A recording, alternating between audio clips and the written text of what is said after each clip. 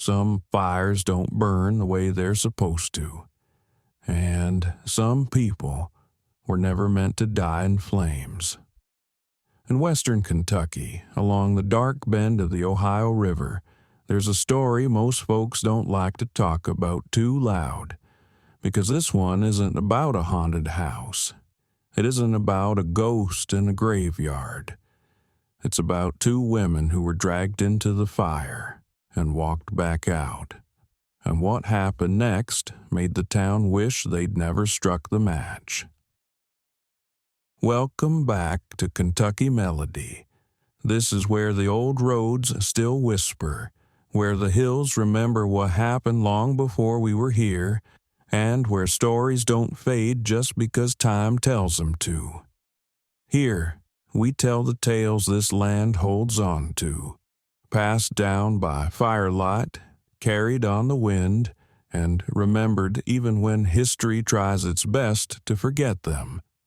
Tonight's story comes from western Kentucky, from a time when fear spoke louder than reason and a whisper could carry more weight than truth.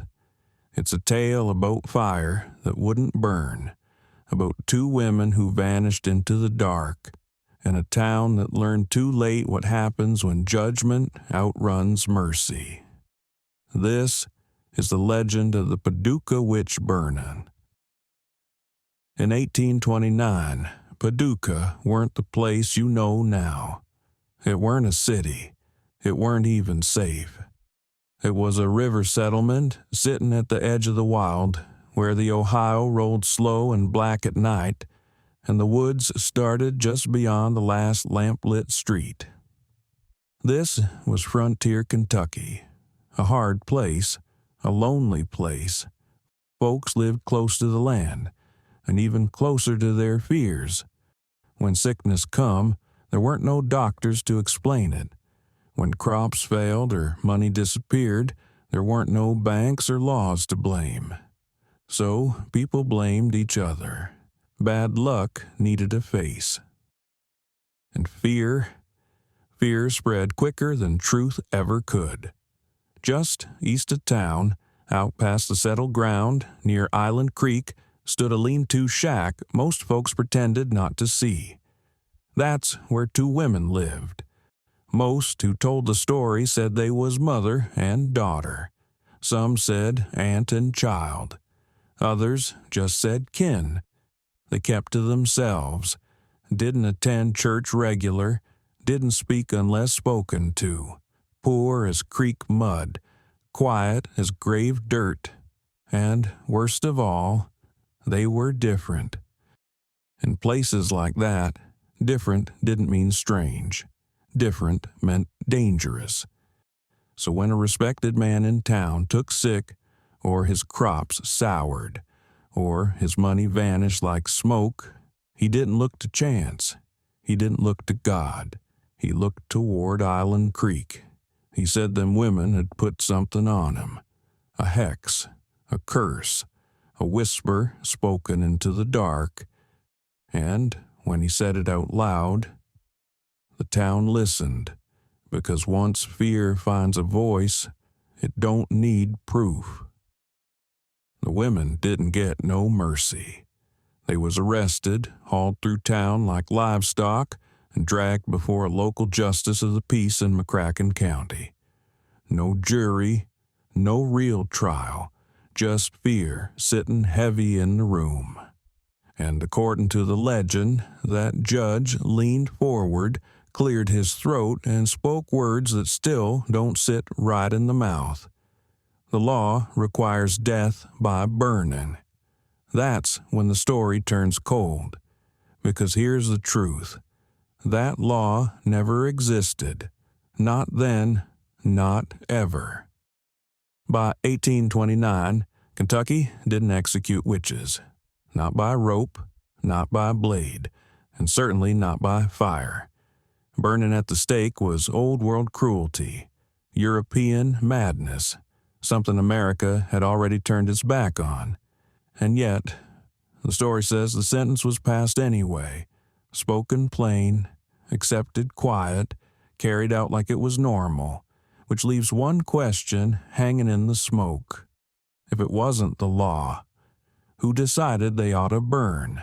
And what kind of town lets a man say, the law says so, without ever checking if it does? They built the fire on the edge of town, where the dirt thinned out and the woods started leaning close. A bonfire, big enough to be seen from the river, big enough to leave a mark. The women were tied, rope bit into their wrists. Smoke already drifted low in the air. Folks come out of their houses in hollers. Men, women, even children pulled close by curious hands. Some of them laughed. Some pointed and jeered. And some danced around the flames like this was a show put on just for them. When the women wouldn't step into the fire on their own, the crowd grew restless. Hands reached out.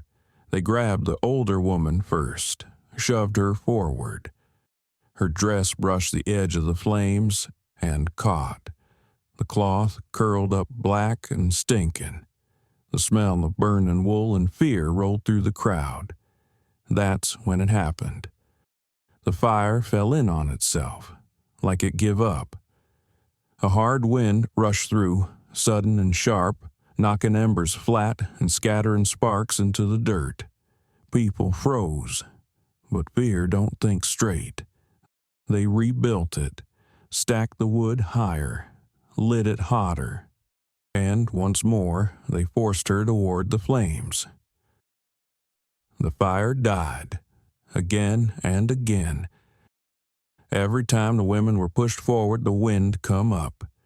Every time the flames reached for them, they fell back, like something wouldn't allow it. Folks started stepping away. Whispers crept through the crowd. If these women was witches, why wouldn't the fire take 'em? The accuser screamed from the edge of the mob, red-faced, spitting. He demanded they be thrown back in, but no one moved. Because whatever this was now, it wasn't justice, it wasn't punishment, it was wrong. The sentence was stopped, the ropes were cut, and when night finally swallowed the town, the two women vanished into the dark, ran toward the woods, toward Island Creek. No one in Paducah ever laid eyes on them again, but some folks swear.